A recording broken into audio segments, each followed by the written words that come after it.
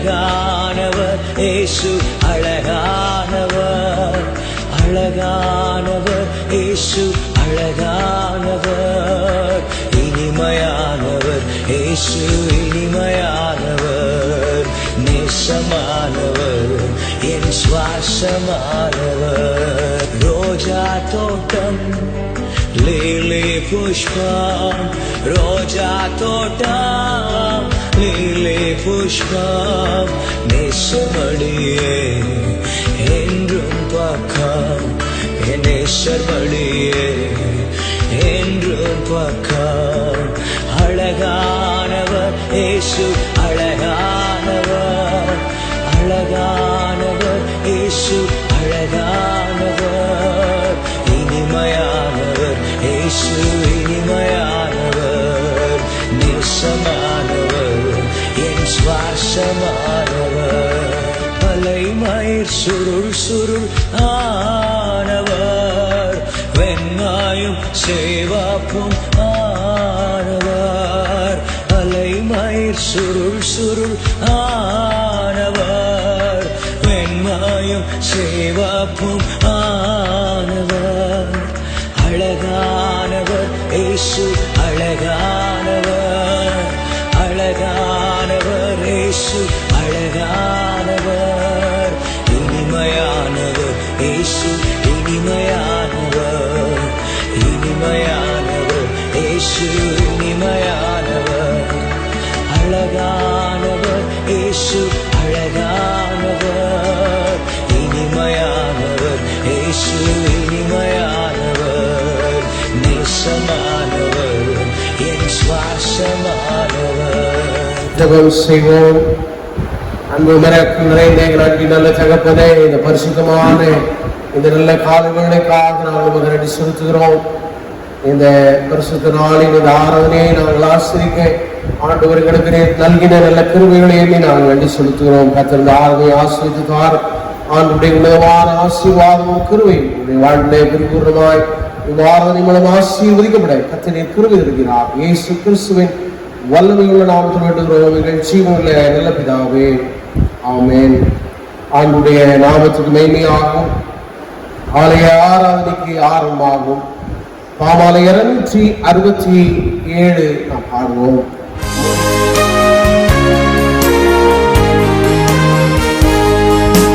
போற்றும் போற்றும் பொன்னியநாதரை போற்றும், பானோர் கூடி பாடவும் இன்பமாய், பாரிலேயும் நாம சங்கீர்த்தனம் செய்ய, மாந்தர் யாரும் வரும் ஆனந்தமாய், நேசமேய்ப்பன்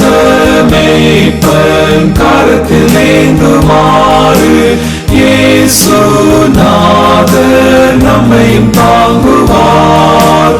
போற்றும் போற்றும் தேவகுமாரனை போற்றும், பாதுகாத்து நித்தமும் கோஷிப்பார்.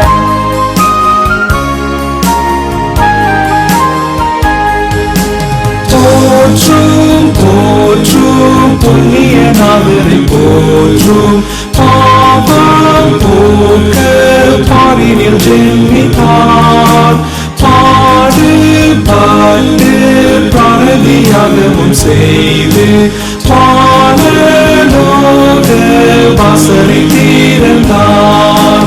மாதத்தாவே ஸ்தோத்திரம் என்றும் என்றும், வாழ்க வாழ்க ஜெகத்து ரட்சகா, அருள்நாதா மாசருகா பரஞ்சோதி, வல்ல நாதா கருணை நாயகா.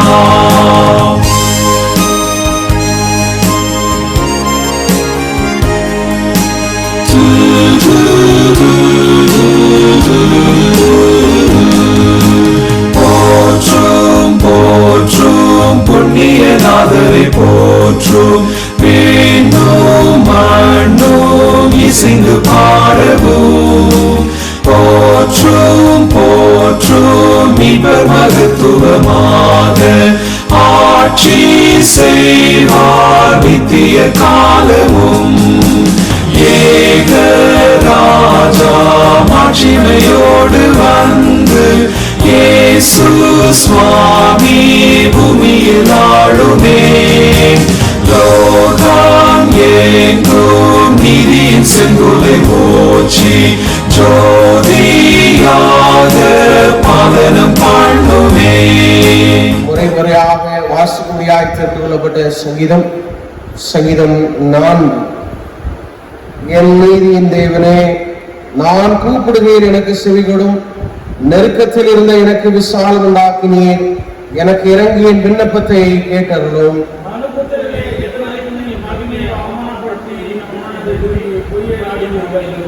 பக்தியுள்ளவனே, கர்த்தர் தமக்காக தெரிந்து கொண்டார் என்று அறியுங்கள். நான் கர்த்தரை நோக்கி கூப்பிடுவேன், அவர் கேட்பார்.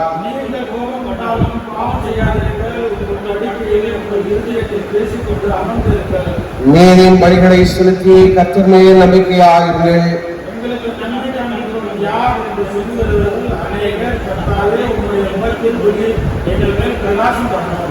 அவர்களுக்கு தானியமும் திராட்சரசமும் பெருகியிருக்கிற காலத்தின் சந்தோஷத்தை பார்க்கிலும் அதிக சந்தோஷத்தை இருதயத்திலே தந்தீர்.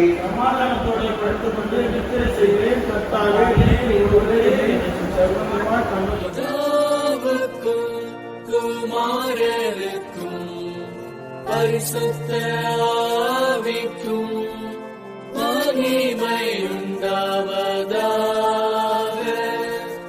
ஆதியிலும் இப்பொழுதும் எப்பொழுதுமான சதா காலமும் மகிமை உண்டாவதாக. ஆமென். யாவரும் நம்முடைய விசுவாசத்தை அறிக்கை செய்வோம். பூமியையும் படைத்த சர்வலமுள்ள பிதாவாகி தேவனை விசுவாசிக்கிறேன். அவருடைய ஒரே குமாரனாகிய நாதர் இயேசு கிறிஸ்துவை விசுவாசிக்கிறேன். அவர் பரிசுத்த ஆவியினாலே கன்னிமரியாத்தில் உட்பவித்து பிறந்தார். பொந்து பிலாத்துவின் காலத்தில் பாடுபட்டு சிலுவையில் அறைந்து மரித்து அடக்கம் எனப்பட்டு பாதாளத்தில் இறங்கினார். 3ஆம் நாள் மருத்துவரிடத்தில் எழுந்தருளினார்.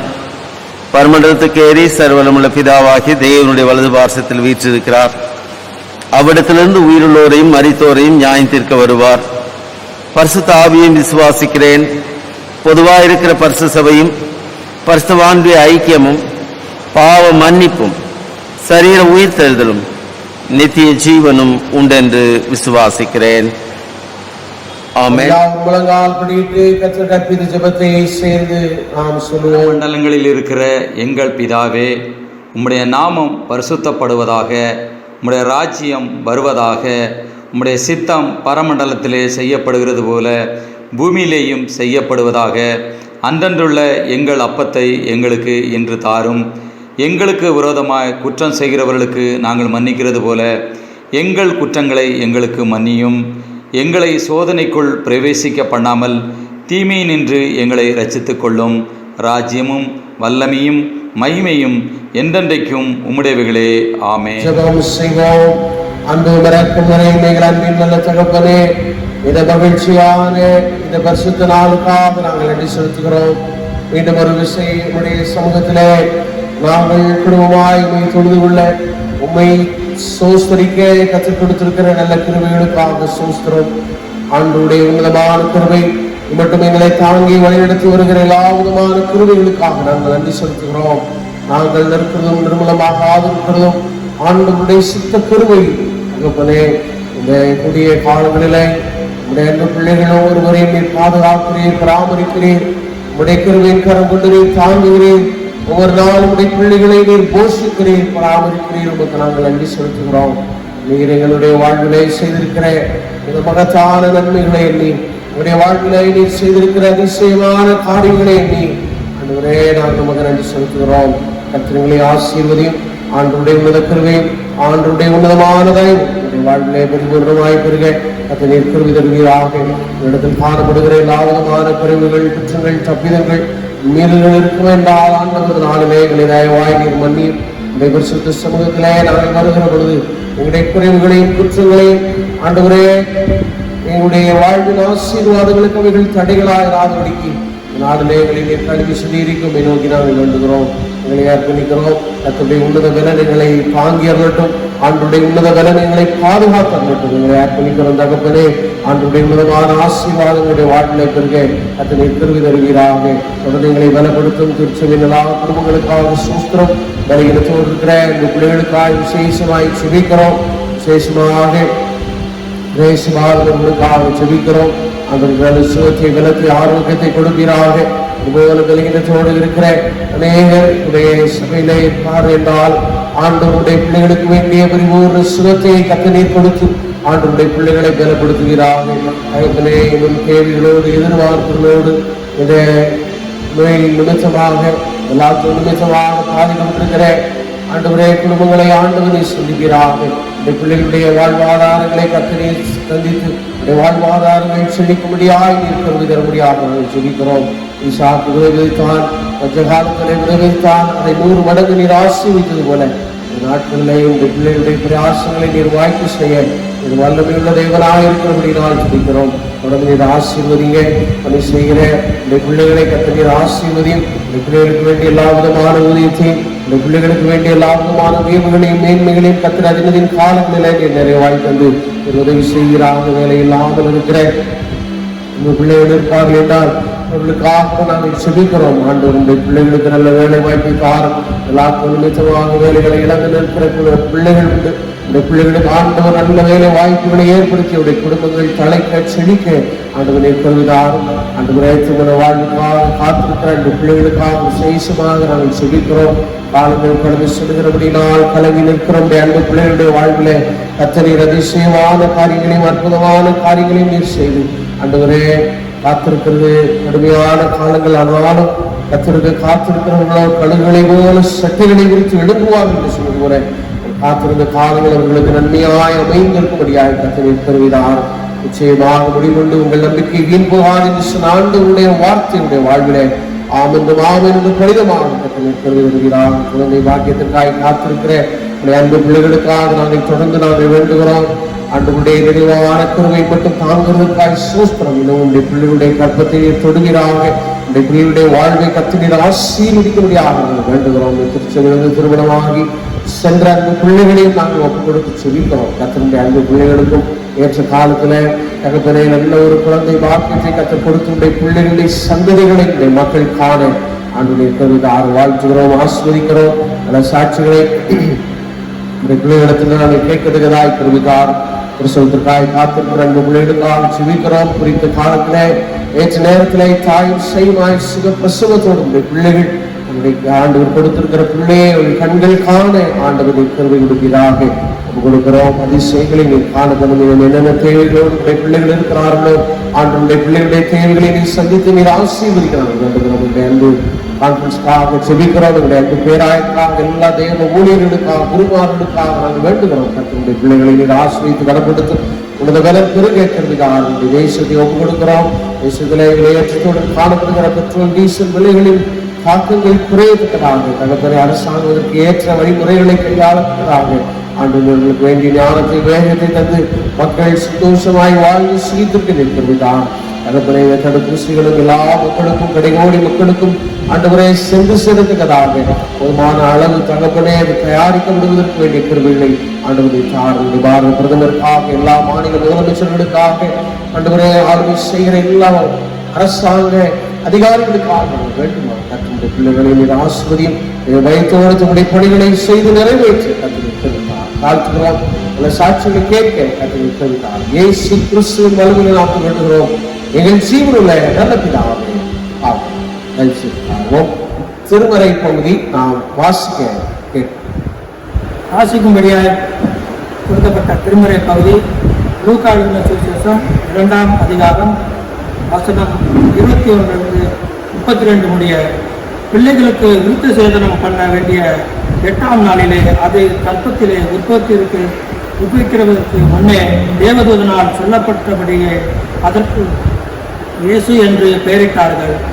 மோசேயின் நியாயப்பிரமாணத்தின் படியே அவர்களுடைய சுத்திகரிப்பின் நாட்கள் நிறைவேறின போது முதற் பேரான எந்த ஆண் பிள்ளையும் கர்த்தருக்கு பரிசுத்தமானது என்னப்படும் என்று கர்த்தருடைய நியாயப்பிரமாணத்தில் எழுதியிருக்கிறபடி அவரை கர்த்தருக்கென்று ஒப்புக் கொடுக்கவும், கர்த்தருடைய நியாயப்பிரமாணத்தில் சொல்லியிருக்கபடி ஒரு ஜோடு காட்டுப்புறாவையாவது 2 புறா குஞ்சாவது பலியாக செலுத்தவும் அவரை எருசலேமுக்கு கொண்டு போனார்கள்.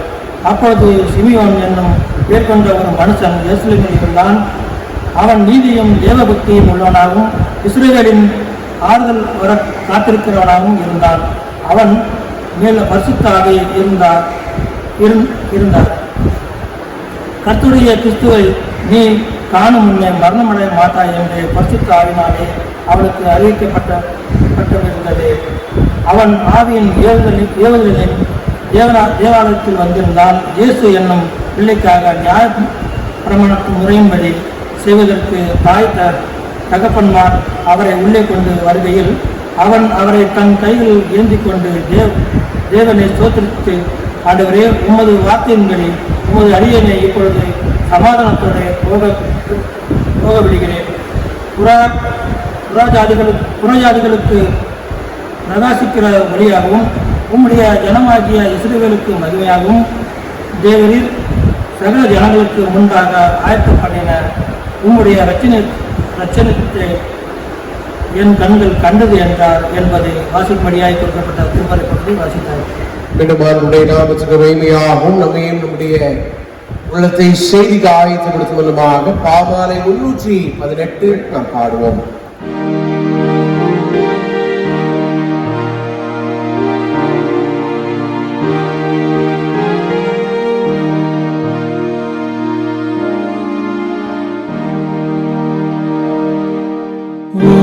சார்பில் நடத்தும் தந்தையே, துணையின்றி தவறுவோமே, சந்தேகம் சூழும் துக்கமின்றிடும் மெய் வழி கிறிஸ்து மூலம் நடத்தும். சத்தியத்தில் நடத்தும் தந்தையே, துணையின்றி கேடு சூழுமே, வானும் செற்றிந்த மாய்கையால் கெடும் சற்றும் நம்பிக்கையற்றே வாடிடும்.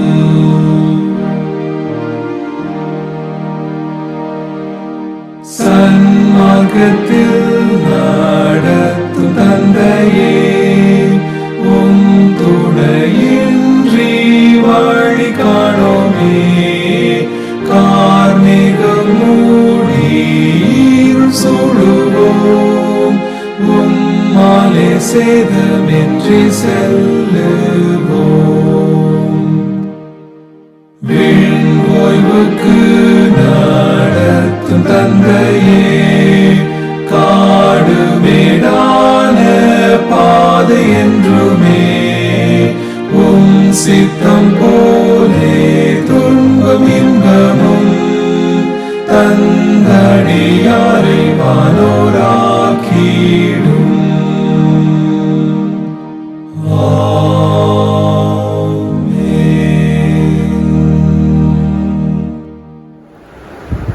பிரியமானவர்களே, இந்த நல்ல நாளிலேயும் உங்கள் அனைவரையும் மிகுந்த அன்போடு நான் வாழ்த்துகிறேன். அடுத்ததாமே உடனே அனைவரையும் ஆசீர்வதிப்பாராக. இந்த நாளின் தலைப்பு தேவ பயத்துடனே கூடிய பக்தி என்கின்ற தலைப்பிலே இந்த நாளிலே நாம் தியானிக்க இருக்கிறோம். தேவ பயத்துடனே கூடிய பக்தி, பக்தியாக வாழ வேண்டும் என்று சொல்லி நாம் எல்லாருமே விரும்புகிறோம். நாம் மாத்திரமல்ல, இந்திய தேசம் ஒரு பக்தி நிறைந்த தேசம் என்று சொல்லி நாம் அறிந்திருக்கிறோம். எல்லா மதத்தினை சார்ந்தவர்களும் தேவ பக்தியோடு, பக்தி நிறைந்த ஒரு தேசம், அநேக ஆலயங்கள், அநேக சடங்காச்சாரங்கள் நிறைந்த ஒரு புண்ணிய தேசம் என்று சொல்லி இந்திய தேசத்தை நாம் அழைக்கலாம். அநேக புண்ணிய ஸ்தலங்கள் நிறைந்த ஒரு தேசமும் இந்திய தேசம்தான்.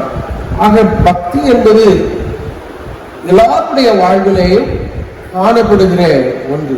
ஆனால் அந்த பக்தி எவ்விதமாக செயல்படுத்தப்பட வேண்டும் என்பதை தான் நாம் பார்க்க வேண்டும். ஒருவேளை மதம் சார்ந்த சடங்காச்சாரங்களை செய்வதனாலே நாம் பக்தி நிறைந்தவர்களாக நாம் மாறிவிட முடியாது. நம்முடைய உள்ளான இருதயத்திலே நாம் எப்படிப்பட்டவர்களாக இருக்கிறோம் என்பதின் அடிப்படையில் தான் நம்முடைய பக்தியானது வெளிப்பட முடியும். அப்படினாலே பக்தி என்பது எப்படிப்பட்டதாக காணப்பட வேண்டுமா? தேவ பயத்துடனே கூடியதுதான் பக்தி.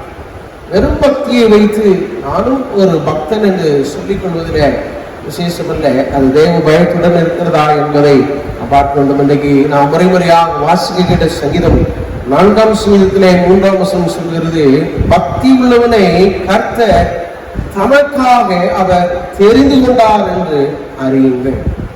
பக்தி உள்ளவனை கர்த்தர் தமக்காக தெரிந்து கொண்டார் என்று அறியுங்கள். பக்தி உள்ளவன் ஆண்டவரால் தெரிந்து கொள்ளப்பட்டவன். எது தேவ பக்தி? முதலாவது காரியம், 3 காரியங்கள் நாம் தியானிக்க இருக்கிறோம். முதலாவது, கீழ்ப்படிதல் உடனே கூடியதுதான் பக்தி. பக்தி என்பது நாம் ஜெபம் செய்வது, ஆலயத்திற்கு வருவது, இந்த ஆராதனையை நம்ம ஆன்மீகத்துல பார்த்து கொண்டிருக்கலாம். இதெல்லாம் சேர்ந்தது பக்தி அல்ல. இந்த பக்தியுடன் என்ன சேர்ந்திருக்கிறது? கீழ்ப்படிதல் சேர்ந்திருக்கிறது. 1 சாமுவேலின் புஸ்தகத்துல 15ஆம் அதிகாரத்தை நீங்கள் வாசித்து பார்த்தீங்கன்னால், அங்கு சவுலை ஆண்டவர் ஒரு காரியத்தை செய்ய சொல்லுகிறார். என்ன சொல்றாரு? 3ஆம் வசனம் நீங்கள் பார்த்தீங்கன்னா அதுல சொல்லப்பட்டிருக்கிறது, இப்பொழுது நீ போய் அமலேக்கை மடங்கடித்து அவனுக்கு உண்டான எல்லாவற்றையும் சங்கரித்து அவன் மேல் இரக்கம் வைக்காமல் புருஷனையும் ஸ்திரீகளையும் பிள்ளைகளையும் குழந்தைகளையும் மாடுகளையும் ஆடுகளையும் ஒட்டகங்களையும் கழுதைகளையும் கொண்டு போட கடவாய் என்று சொல்லி அங்கு ஆண்டவர் சவுலுக்கு ஒரு காரியத்தை சொல்லுகிறார். இஸ்ரவேல் ஜனத்தார் எகிப்து தேசத்திலிருந்து வருகிற பொழுது வழிவிடாத காரணத்தினாலே ஆண்டவர் இதை மனதிலே வைத்து, ஆண்டவர் இந்த காரியங்களை அவர் மீது யுத்தம் செய்து அவருடைய எல்லா காரியங்களையும் நீ கொண்டு வா என்று சொல்லி ஆண்டவர் அவரை அங்க அனுப்புகிறார். சவுல் செய்த காரியம் என்ன? 9ஆம் வசனத்தை நீங்க பாத்தீங்கன்னா, சவுலும் ஜனங்களும் என்ன செய்யறாங்க? ஆடு மாடுகளில் முதல் தரமானவைகளையும் 2ஆம் தரமானவைகளையும் ஆட்டுக்குட்டிகளையும் நலமான எல்லாவற்றையும் அழித்து கூட மனதில்லாமல் தப்ப வைத்து அற்பமானவைகளையும் உதவாதவைகளுமான சகல வஸ்துகளையும் முற்றிலும் அழித்து போட்டார்கள். ஆண்டவர் சொன்னது, நீ எல்லாத்தையும் என்ன செய்யணும்? அழிச்சுக்கணும் அப்படின்னு சொன்னாரு. ஆனா சவுல் அந்த இடத்துல போகும்போது நல்ல விசேஷித்தமானவர்கள் முதல் தரமானவர்கள் எல்லாம் வச்சுட்டு மிச்சம் எல்லாத்தையும் அழித்து போட்டு விடுகிறார். இப்ப நடந்த காரியம் என்ன? இது தேவ சமூகத்துல அது மிகுந்த ஒரு கோபத்தை உண்டாக்குறது. 11ஆம் வசனத்தை பார்த்தீங்கன்னா, நான் சவுலை ராஜாவாக்கினது எனக்கு மனஸ்தாபமா இருக்கிறது, அவன் என்னை விட்டு திரும்பி என் வார்த்தைகளை நிறைவேற்றாமல் ஆறு என்று சொல்லி இருக்கிறது. நான் அப்போ சவுல் தேவ பக்தி நிறைந்தவன் தான். அவன் பக்தி நிறைந்தவன் தான். ஆனதுனால்தான் ஆண்டவருடைய வார்த்தைக்கு கீழ்ப்படிந்து யுத்தம் செய்ய செல்கிறான். ஆனால் சென்ற இடத்திலேயோ முழு மனதோடு முழு கீழ்ப்படிதலோடு அங்கு செயல்படல. பாதி மனசு ஆண்டவருடைய வார்த்தையின்படி, பாதி மனது உலகத்தின் அடிப்படையிலேயும் அவனுக்கு காணப்படும். இன்னைக்கு அநேக நேரங்கள்ல நம்ம பக்தி என்கின்ற பேரில நமக்குள்ள அநேக கீழ்ப்படியாமைகளை நம்முடைய வாழ்க்கையில நம்ம வைத்து, கீழ்ப்படிதல் என்பது ஆண்டவருடைய சமூகத்துல மிகவும் உரித்தான ஒரு காரியமாக. ஆதாம் ஏவாள் எல்லாத்துக்குமே கீழ்ப்படிந்தார்கள். ஆனா ஒன்றை மாத்திரம் கீழ்ப்படியல. எந்த பழத்தை சாப்பிடக்கூடாதுன்னு சொன்னார்களோ அதை மாத்திரம் என்ன செய்யல? பிரிமணம் இன்னைக்கு பக்தி என்று சொல்லிக் கொண்டு இன்னைக்கு நம்ம தேவனுடைய வசனங்களுக்கு நம்ம கீழ்ப்படியாமல் போகிற பொழுது அது உண்மையான பக்தியாக இருக்கும். எது தேவ பக்தி? கீழ்ப்படிதல். கர்த்தருடைய வசனத்திற்கு நம்ம கீழ்ப்படிய கற்றுக்கொள்ளணும். வசனம் என்ன சொல்றது? இன்னைக்கு அநேக நேரங்கள்ல, ஏன்னா நீங்க அந்த பகுதியை நீங்க வாசித்து பாத்தீங்கன்னா, சவுல் என்ன சொல்றான் அப்படின்னா, சாமுவேல் போய் கேட்கிறான், ஏன் நீ இப்படி செய்த அப்படின்னு சொன்னோடனே 1 சாமுவேல் 12:24 பாருங்க. அப்படி சவுல் சாமுவேலை நோக்கி, நான் கர்த்தருடைய கட்டளையும் உடைய வார்த்தையும் மீது நாளை பாவம் செய்தேன், நான் ஜனங்களுக்கு பயந்து அவன் சொல்ல கேட்டேன். இப்பதான் சவுல் ஒத்துக்கிறான், நான் ஆண்டவருடைய வார்த்தைக்கு நான் ஈடுபடுவது நடக்கல, ஜனங்கள் சொல்றதை கேட்டு நான் நடந்தேன். பிரியமானவர்கள், இன்னைக்கு அநேக நேரங்களிலே மனிதர்கள் கற்றுக் கொடுக்கிறவர்கள் இன்றைக்கு நமக்கு பாடமாக மாறிவிடுகிறது. மனிதர்கள் சொல்கிறத நம்ம கீழ்ப்படுகிறோம், கர்த்தருடைய வசனத்திற்கு நம்ம கீழ்ப்படுகிறது இல்லை. கர்த்தர் சொல்லுகிற வார்த்தைகளுக்கு நம்ம கீழ்ப்படுகிறதில்லை. ஆனால் வெளிப்புறத்துல பக்தியானவர்களை போல தோற்றத்தை ஏற்படுத்திக் கொள்கிறோம். ஆண்டவராக இயேசு கிறிஸ்து உலகத்துல வாழ்ந்த பொழுது அவர் தன்னை கீழ்ப்படுத்தினார் என்று வேதம் சொல்றது. எபிரேயர் 5ஆம் அதிகாரம் 7-8 வசனங்களில் வாசித்து 4 விதமாய் சொல்கிறது. அவர் மாம்சத்தில் இருந்த நாட்களில் தம்மை மரணத்தினின்று ரட்சிக்க வல்லமையை நோக்கி பலத்த சத்தத்தோடும் கண்ணீரோடும் விண்ணப்பம் பண்ணி வேண்டுதல் செய்து தமக்கு உண்டான பயபக்தி நிமித்தம் கேட்கப்பட்டு அவர் குமாரனாய் இருந்தும் பட்ட பாடுகளினாலே கீழ்ப்படிதலை கற்றுக்கொண்டார். தேவனுடைய பிள்ளைகள் பக்தியாய் நாங்கள் வாழுகிறோம் என்று நம்ம சொல்லுவோமானால் இதை நம்ம முதலாவது பார்க்க வேண்டிய காரியம் இடத்துல வசனத்திற்கு நம்ம கீழ்ப்படுகிறோமா, இல்ல பக்தியம் என்ற பெயரை வைத்துக்கொண்டு வெளிப்புறத்துல நம்ம காட்டிக்கொண்டு உட்புறத்திலே கீழ்ப்படியாமையின் பிள்ளைகளாக வசனத்துக்கு கீழ்ப்படுகிறது தான் உண்மையான பக்தியாக என்ன செய்ய முடியும், இருக்க முடியும். வேத வசனத்தின்படி வாழ கற்றுக்கொள்ள வேண்டும். கீழ்ப்படிதல் ஒரு பக்திக்குரியவைகள். இரண்டாவது, போதும் என்ற மனம் கொண்டது ஒரு பக்தி. அநேக நேரங்களில் நமக்குள்ள இருக்கக்கூடிய ஒரு காரியம் என்னவென்றால், ஆசைக்கு மேல ஆசை, இது வேண்டும் அது வேண்டும் என்று சொல்லி பல்வேறு விதமான ஆசை நம்முடைய வாழ்க்கையிலே காணப்படுகிறது. ஆண்டவர் சொல்கிறார், உலகம் முழுவதையும் நீ ஆதாயப்படுத்திக் கொண்டாலும் தன் ஜீவனை நஷ்டப்படுத்தினால் உனக்கு என்ன? உலக வாழ்க்கையில நம்ம அநேகவைகளை நம்ம ஆதாயப்படுத்திக் கொள்ள விரும்புகிறோம். ஆனால் அதனுடைய முடிவு என்ன? ஒரு திருப்தியற்ற ஒரு நிலை. நீதிமொழிகளின் புஸ்தகம், ஏன் மனிதன் தன் வாழ்க்கையை அழித்துக் கொள்ளுகிறான்? திருப்தி அடைய முடியாத ஒரு நிலை. எல்லாத்தையும் பார்க்கிறான், சீக்கிரம் பார்க்க வேண்டும் என்று விரும்புகிறோம், சீக்கிரம் பார்க்கிறோம், அதுல திருப்தி அடைய முடியல, மனிதன் தன் வாழ்க்கையை அழித்துக் கொள்கிறான். நீதிமொழிகள் 27:7 சொல்லுகிறது, திருப்தி அடைந்தவன் தேன் கூட்டையும் மிதிப்பான். அப்போ திருப்தி அடையாதவன் என்ன செய்யறான்? தன் வாழ்க்கையை அழிக்கிறான். இன்னைக்கு உலக பிரகாரமான காரியங்களை அவன் அதிகம் ஈடுபடுகிற பொழுது போதுமென்ற மனம் நம்ம இடத்துல என்ன செய்யறதில்லை, காணப்படுவதில்லை. 1 தீமோத்தேயுவின் புஸ்தகம் 6ஆம் அதிகாரம் 6ஆம் வசனம் விகிதமாய் சொல்கிறது, போதும் என்கின்ற மனதுடனே கூடிய தேவ பக்தியே மிகுந்த ஆதாயம். அப்ப போதும் என்ற மனம் இன்றைக்கு நமக்குள்ள என்ன செய்யணும், வரும். நிறைய பேர் பார்த்தீங்கன்னா சம்பாதிக்க வேண்டும், நம்முடைய வாழ்க்கையில சொத்து செல்வங்கள் சேர்க்க வேண்டும், தவறே இல்லை. ஆண்டவர் நம்மளை இந்த உலகத்தை பழுகி பெருக சொன்னார், ஆளுகை செய்து கொள்ள சொன்னார், செய்யறது தவறு. சில பேர் பார்த்தீங்கன்னா பிளாட்டுக்கு மேல பிளாட் வாங்குவாங்க, வீட்டுக்கு மேல வீடு வாங்குவாங்க, சொல்லுவாங்க நாங்க அந்த இடத்துல ஒரு பிளாட் இருக்கு, இந்த இடத்துல ஒரு பிளாட் இருக்கு, எங்கிட்ட இது இருக்கு அது இருக்குன்னு சொல்லுவாங்க. இன்னைக்கு இப்படியாகத்தான் வளர்ந்து கொண்டே போய்கொண்டு இருக்கிறதே ஒழிய ஆண்டவர் நமக்கு எதற்கு நன்மைகளை தருகிறார்?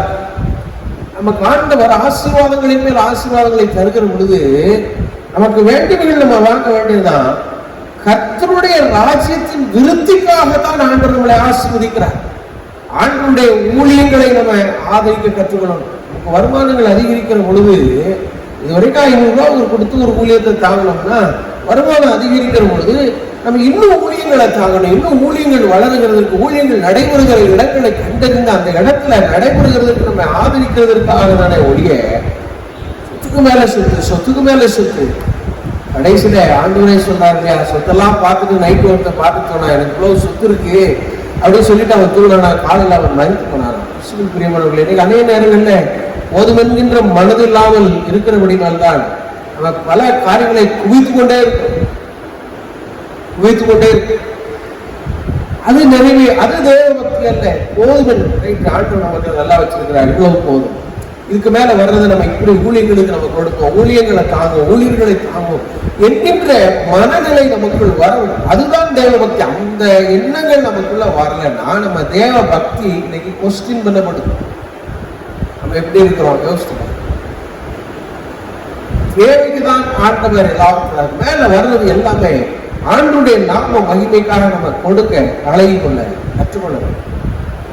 அவங்களும் அனுப்பினால்தான் ஒரு காரியத்தை, 2 காரியத்தை சொல்றாரு. என்ன காரியம் சொல்றாரு பாருங்க. 1 தீமோத்தேயு 6 7 8 பாத்தீங்கன்னா பவுல் 2 காரியம் சொல்றாரு. ஒண்ணு, உலகத்திலே நாம் ஒன்றும் கொண்டு வந்ததும் இல்லை, இதிலிருந்து நாம் ஒன்றும் கொண்டு வருவதும் இல்லை என்பது நிச்சயம். நம்ம ஒன்றும் இல்லாம தான் வருகிறோம், வெறுமனையாக தான் வருகிறோம், வெறுமனையாக தான் போகவும். அடுத்தாப்புல சொல்றாரு 8ஆம் வசனம் பாருங்க, உண்ணவும் உடுக்கவும் நமக்கு உண்டாயிருந்தால் அது போதும் என்று இருக்க கடவோம். வாழ்க்கைக்கு தேவையானது நம்ம இடத்துல இருக்கிறது என்று சொன்னால் அது போதும் என்று எண்ணுகிற மனம். இன்னைக்கு நம்ம எப்படி இருக்கிறோம்? இன்னும் சம்பாதிக்கணும், இன்னும் சொத்து சேர்க்கணும், இன்னும் வேணும், இன்னும் அது வேணும் என்று சொல்லக்கூடிய எண்ணங்களோடு இருப்போம்னால் நாம் தேவ பக்தி உள்ளவர்கள் அல்ல. நம்முடைய தேவ பக்தி அது வெளியே.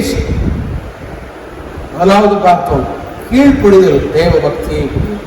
இரண்டாவது போதும் என்கின்ற மனது அந்த தேவ பக்தி. மூன்றாவது காத்திருப்பது தேவ பக்தியாக. அநேக நேரங்களில் காத்திருக்குதல் என்பது கடினமான ஒரு காரியம், ரொம்ப கஷ்டமான காரியம், ரொம்ப கடினமான காரியம். காத்திருக்குதல் என்பது ஸ்டேஷன்ல ட்ரெயின் வரலன்னா காத்திருக்கிறோம், கஷ்டமான காரியம். ஒரு ப்ரொமோஷன் கிடைக்கணும், காத்திருக்கிறோம், கிடைக்கணும்னா ரொம்ப கஷ்டம்.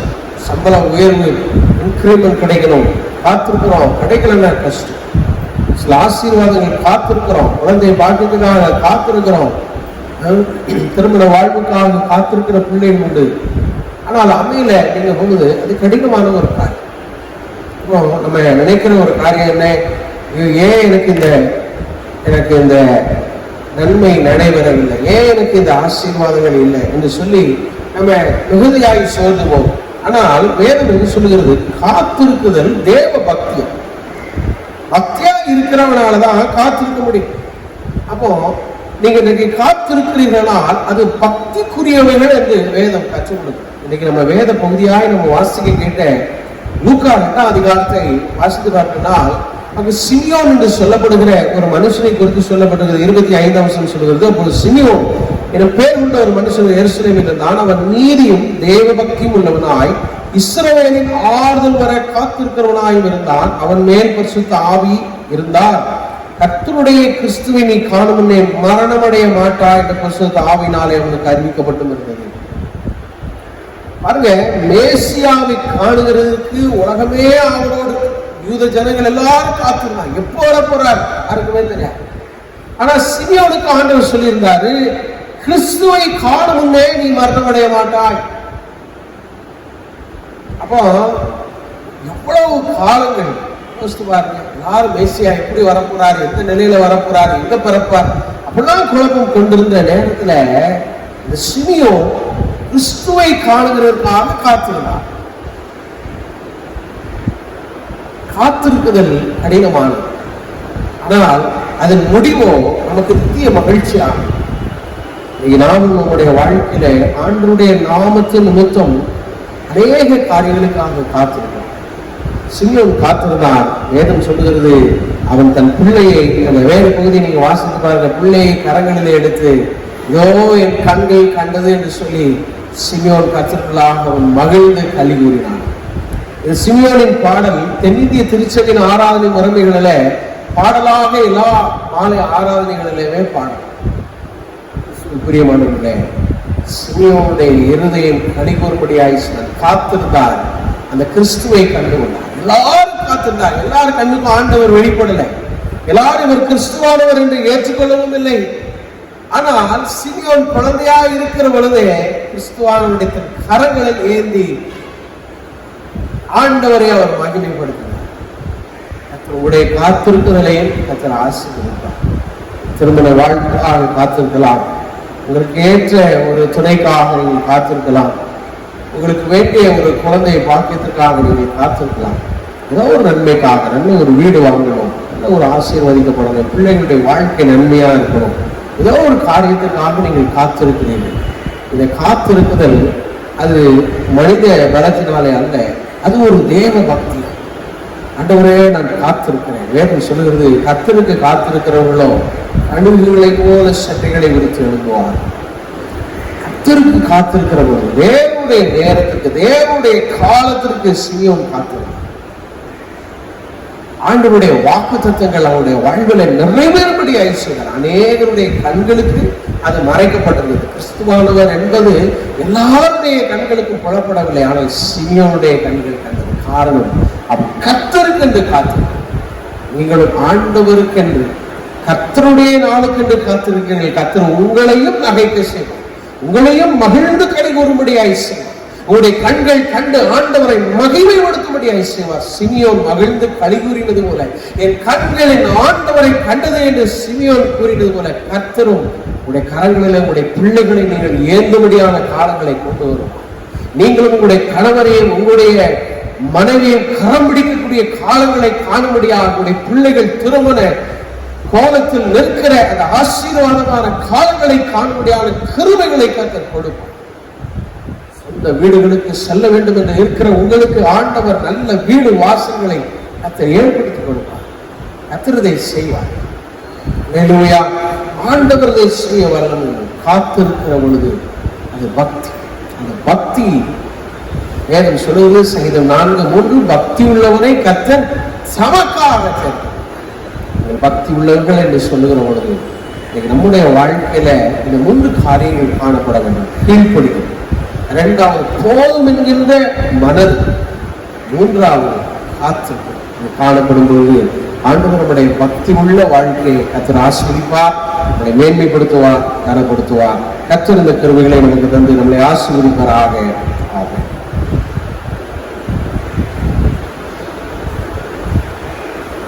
பிறந்த நாள் அறிவிப்புகள்.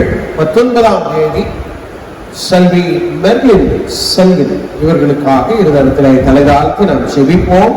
அன்பு மிராக்கும் நிறைந்த எங்கள் அன்பின் நல்ல தகப்பனே, பெயர் வாசிக்க கேட்டு அன்பு மகளுக்காக சோஸ்திரம். புதிய ஒரு ஆண்டுக்குள் பிரவேசிக்க கிருபை தந்திருக்கிறேன், நன்றி செலுத்துகிறோம். கர்த்தருடைய பிள்ளைகளை ஆசீர்வதித்து நீர் கனப்படுத்தும், மேன்மைப்படுத்தும். மகிழ்ச்சியை உடைய பிள்ளைகள் கண்டுகொள்ளட்டும். புதிய ஆண்டு சிறப்பாக மேன்மையாக அமைந்திருக்க குமார் கிறிஸ்துவின் துணியினுடைய நாமத்தினால் ஆசீர்வதிக்கிறோம். நல்ல சாட்சிகளை கேட்கிறோம். இயேசுவின் நாமத்தில் வேண்டுகிறோம் ஜீவனுள்ள நல்ல பிதாவே, ஆமென். மீண்டும் ஆண்டவருடைய நாமத்துக்கு மகிமையாகும். நம்மையும் உடைய காணிக்கைகளை படைக்கும்படியாக கிறிஸ்துவ கீர்த்தனை 91 நாம் பாடுவோம். Sila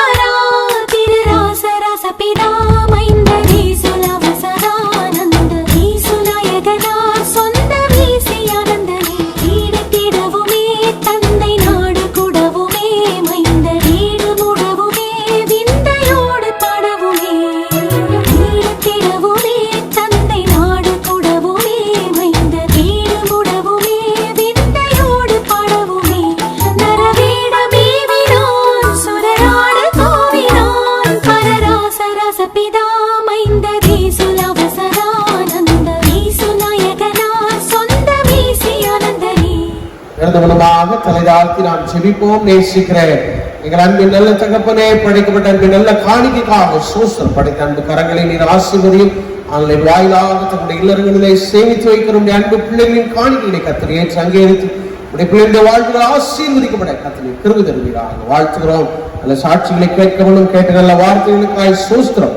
அன்றுவரே, தேவ பக்தி என்பது கீழ்ப்படிதலுக்குரியவைகள் போதுமென்ற மனதுள்ளவர்களாக நாங்கள் காணப்பட உடைய வாழ்விலே தெய்வ சமூகத்திலே காத்திருக்குதல் தெய்வ பக்திக்குரியவர்கள் என்று நாங்கள் கேட்ட இந்த நல்ல வார்த்தைகள் உடைய வாழ்விலே ஒரு உத்வேகத்தையும் ஒரு உற்சாகத்தையும் தரட்டும். தேவனுக்கு கீழ்ப்படிந்து தேவனுடைய சமூகத்திலே போதும் என்ற மனதுடன் வாழ்ந்து தேவ சமூகத்திலே நாங்கள் காத்திருக்கிற காரியங்களை நாங்கள் பெற்றுக்கொள்வோம் என்ற நம்பிக்கையுடையவர்களாய் நாங்கள் கடந்து செல்ல கிருபைதான் எங்களை தாழ்த்துகிறோம். உடைய நாமத்தை மகிமைப்படுத்தும் இயேசு கிறிஸ்துவின் வல்லமை உள்ள நாமத்தில் வேண்டுகிறோம் எங்கள் ஜீவனுள்ள நல்ல பிதாவே.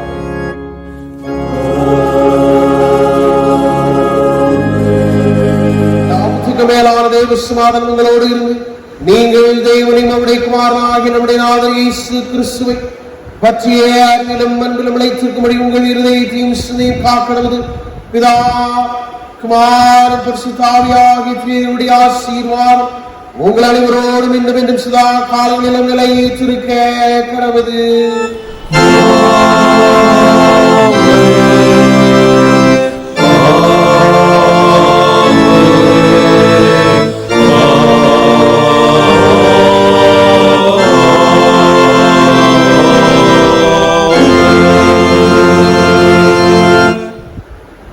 நிறைவுக்கு இதமாக முடிவுக்கு அவை 4 பாடுவோம்.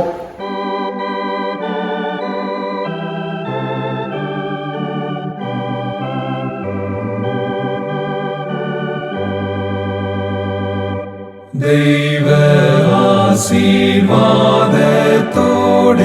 வடியாரை அனுப்பும் வார்த்தை என்னும் அப்பத்தாலே போஷித்து வளர்ப்பியும் இப்போதும்மை தேடி வந்து மனதார போற்றினோ மோட்சலோகத்தில் கழித்து உம்மை வாழ்த்தி தோழுவோம்.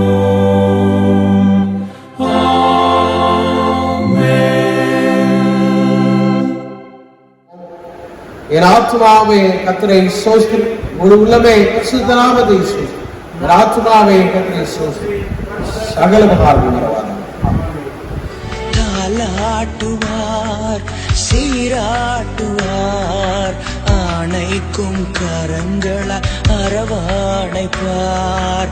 தாலாட்டுவார் சீராட்டுவார், ஆணைக்கும் கரங்களால் அரவணைப்பார். அழகானவர் இயேசு, அழகானவர், அழகானவர் இயேசு, அழகானவர்.